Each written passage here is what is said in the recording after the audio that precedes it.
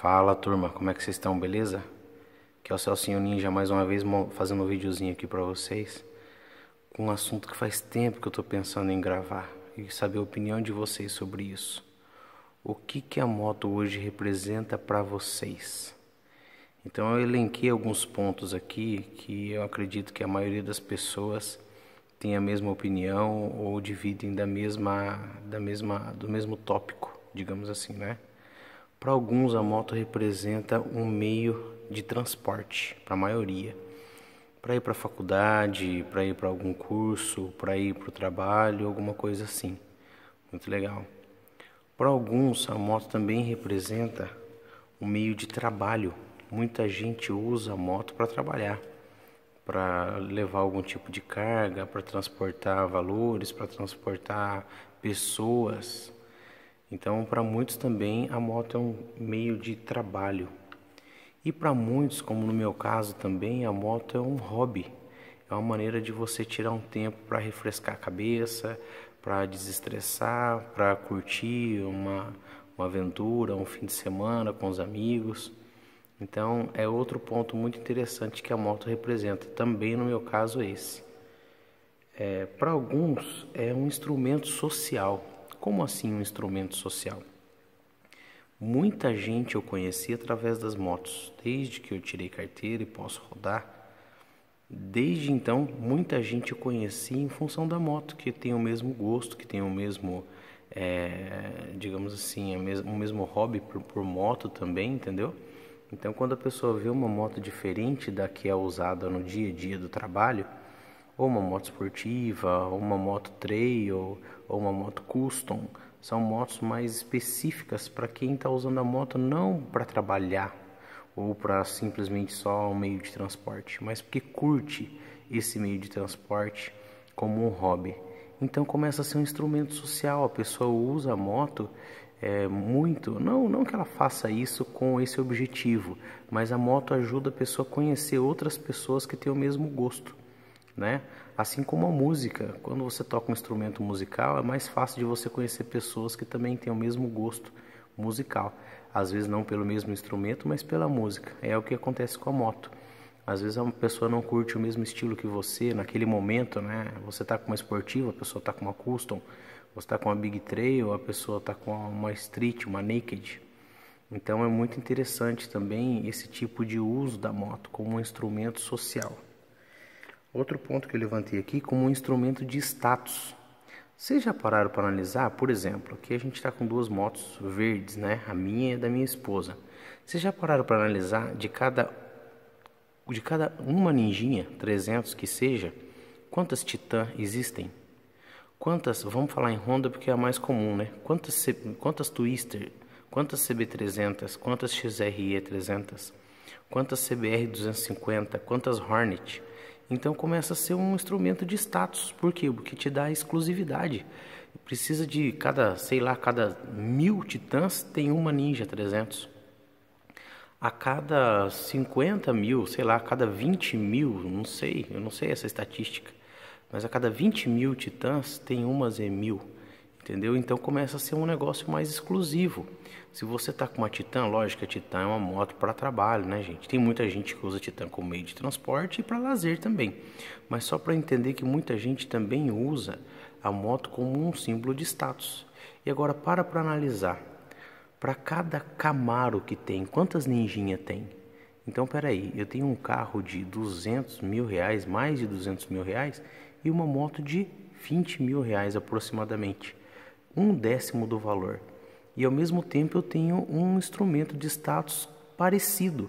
Não que todo mundo, claro, entende que quem tem um Camaro gastou 200 mil, quem tem uma Ninja 300 gastou 20 mil. Quase todo mundo, tá? Porque muita gente quando vê passar uma Ninja 300 não imagina que é 300. Imagina que é 600, imagina que é 1000, ou simplesmente passa na cabeça que é uma moto grande. Então aquilo te marca muito mais. Então as pessoas sempre relacionam você à moto. Então a pessoa às vezes, te vi em algum lugar, aí começa a falar de algum assunto, aí começa a lembrar da moto. Pô, você não é aquele cara da moto verde? Para minha esposa que trabalha no comércio aqui de Ribeirão Preto, vocês não sabem o tanto de gente que pergunta, você não é aquela moça da moto verde? Então, acreditem ou não, ou quem já tem, vai compartilhar dessa opinião comigo. Mas a moto também é um símbolo de status. Aí o que acontece? Quando você parte de uma Ninja para uma Z1000, sobe um pouco mais. As pessoas percebem. Quem conhece um pouco mais percebe. Quando você pega uma Z1000, passa para uma ZX10, ou passa para uma Panigale, ou para uma S1000RR, vai aumentando o nível de exclusividade. Quando você está com S1000RR e passa para uma HP4, é mais exclusivo ainda. Ou você está com a Ducati, uma Panigale R ou uma Panigale S, vai subindo o valor, vai aumentando a exclusividade, porque tem menos disso na cidade, menos disso na região e assim por diante.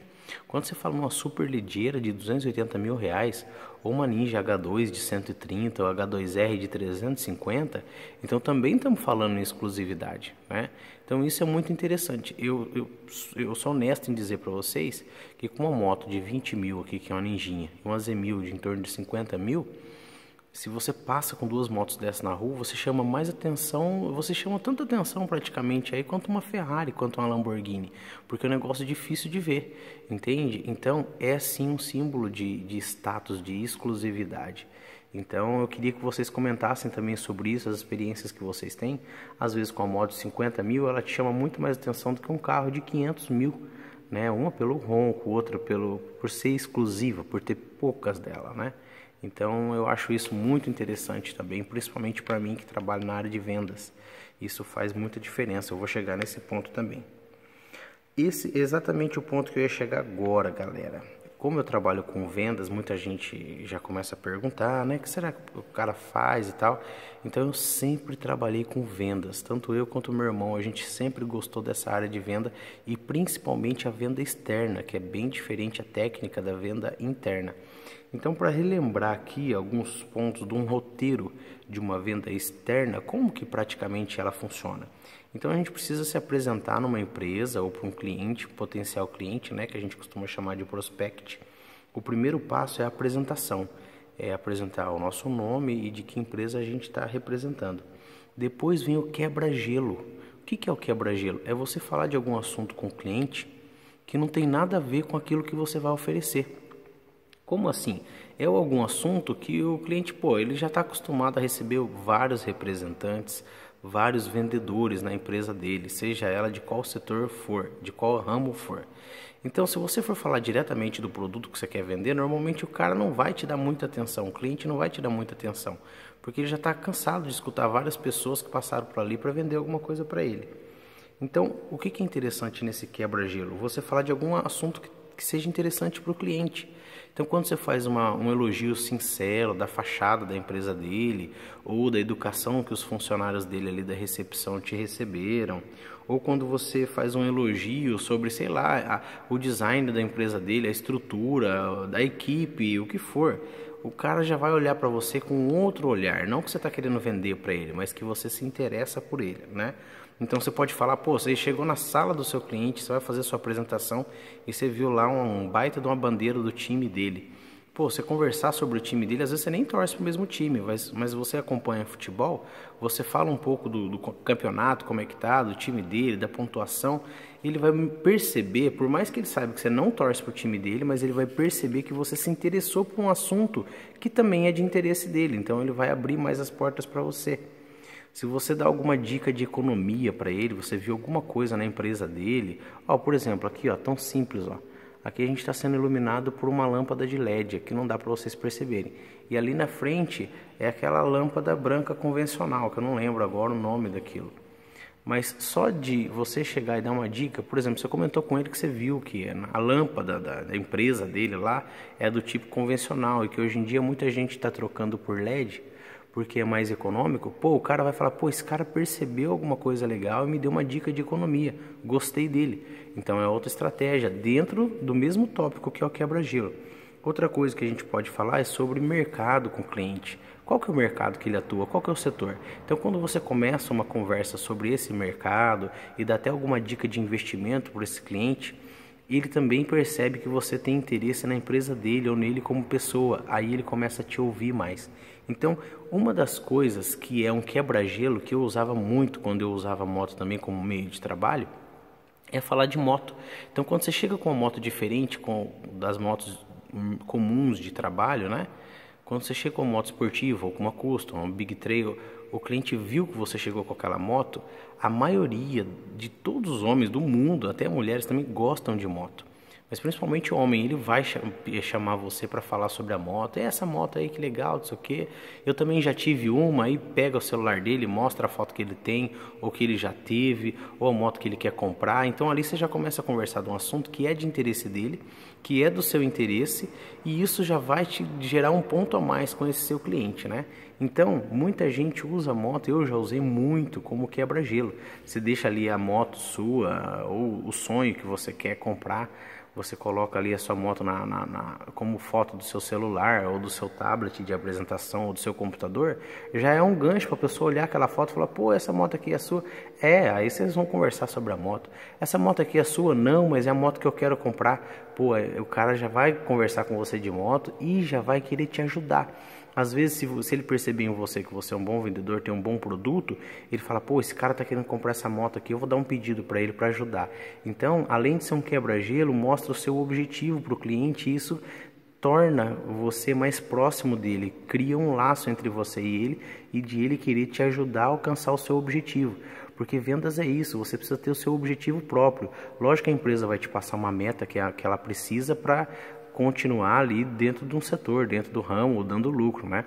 Agora, você tem que ter seus próprios objetivos, e quando o cliente conhece o seu objetivo, praticamente assim ele cria o interesse de te ajudar, quando você também ajuda o cliente, né?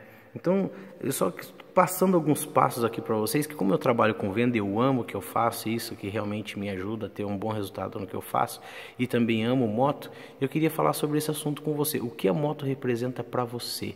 Ela é um meio de transporte, ele é um meio de trabalho, ele é um instrumento social, ele é um instrumento de status. O que mais que é um hobby só, uma maneira de você se livrar aí do seu dia a dia, sair da rotina.